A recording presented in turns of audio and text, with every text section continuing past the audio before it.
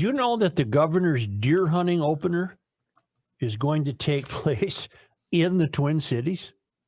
Highland Park? Highland Park? Could. Right, No Fort way. I'm not kidding. Edgecombe? Proof that he's afraid of the country. For the first time ever, I have an email to that regard. The first time ever, the governor's deer hunting opener will be held in the Twin Cities. The Minnesota Department of Natural Resources has announced that Governor Walz will celebrate the opening of deer hunting season in the Three Rivers Park District. I don't know where that is. It's out my way. Well, my old way. Carver, Chanhassen. Opening Chaska. day is November 5. Walz will welcome its arrival at Elm Creek Park Reserve. You are kidding me. No.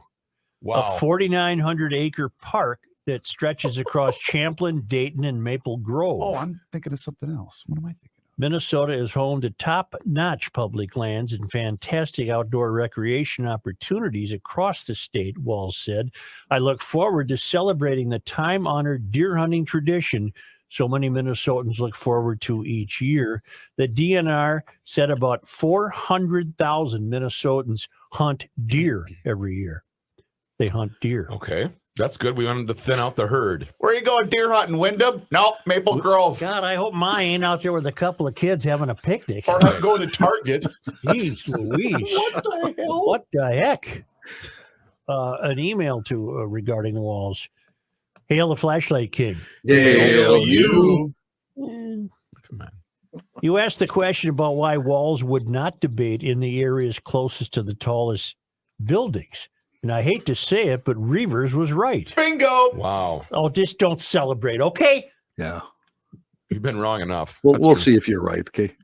If he had a full televised debate that everyone could see, he would have no place to go but down. He can't defend anything in his record. So to agree to a debate would only have the possibility of highlighting his failures. Mm-hmm. Okay. By taking part in a debate outstate, he takes away the talking point for Jensen that he wouldn't debate while limiting any damage it might cause. Mm-hmm. I'm in Washington state, and we have a similar situation. Tiffany Smiley is a great Republican candidate who has a real chance of unseating Patty Murray for U.S. Senate. Patty Murray's a disaster.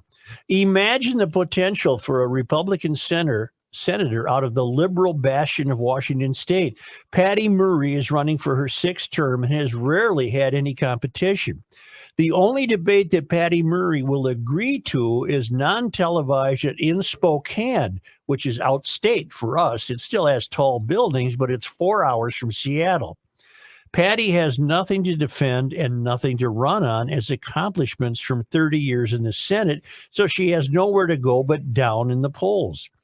In addition, whether it should make a difference or not, it won't be televised because of the visual of a young, vibrant, driven go-getter outside like Tiffany standing on stage next to a tired, old 30-year politician like Patty. You may remember her as the mom in Tennis Shoes Senator.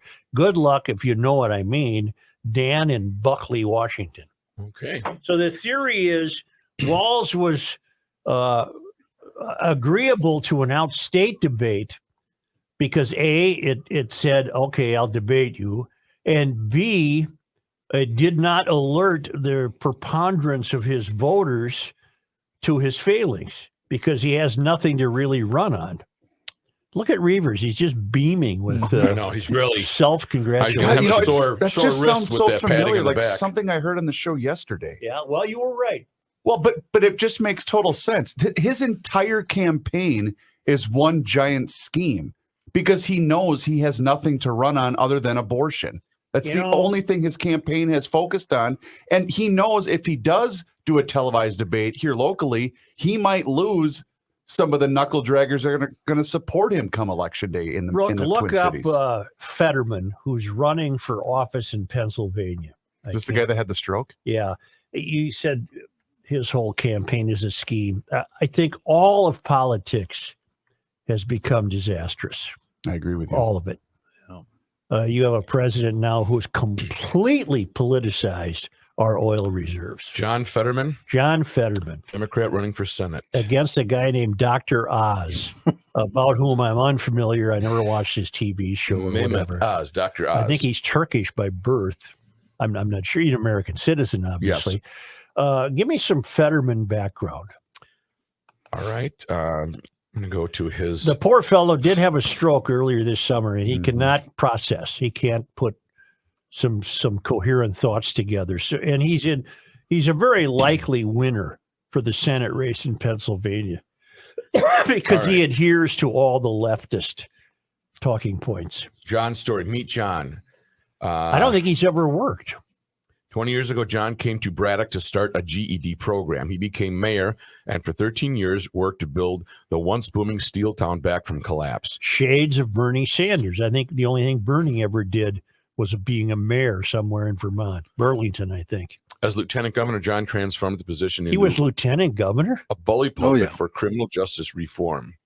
He has led the fight to free the wrongfully convicted and give second chances to deserving longtime inmates and championed the cause of legalizing marijuana on a historic tour of all 67 counties. Pennsylvania native, born to teenage parents just starting out on their own. His father worked nights to put himself through college. John grew up in York, followed his father's footsteps to Albright College, where he played defensive tackle for the Lions. What Twins catcher was from York, Pennsylvania? Butch Weiniger. Thank you. Yep. Yeah. Look up, see if you have any audio of Fetterman. That's what I'm doing right now. Master's in public policy from Harvard. That's meaningless. Okay. I returned to.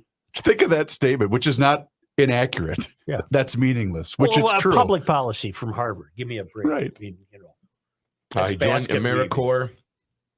He taught GED classes. He returned to Pennsylvania to start a GED program in the town of Braddock, one of the poorest and most challenged communities in the Commonwealth. In 2005, encouraged by students, he ran for mayor. He managed to win the crowded primary by a single vote. In his 13 years as mayor, he worked to rebuild his community, creating jobs, youth engaged, all that stuff. But he can't function right now. I'm sorry he had a stroke, but he can't function. And he's very likely to win this. And that means Pennsylvania, the leftists are sending to Washington a fellow who can't, Perform his unfortunately, daily duties. can't think straight. I think he's recovering from the stroke, Well, but what's the big deal? That's the same thing with our president. well, I didn't want to say that, so thank you. Many members of Congress. Too. The whole thing is shot. Yep. The whole thing is just a farce. Everything.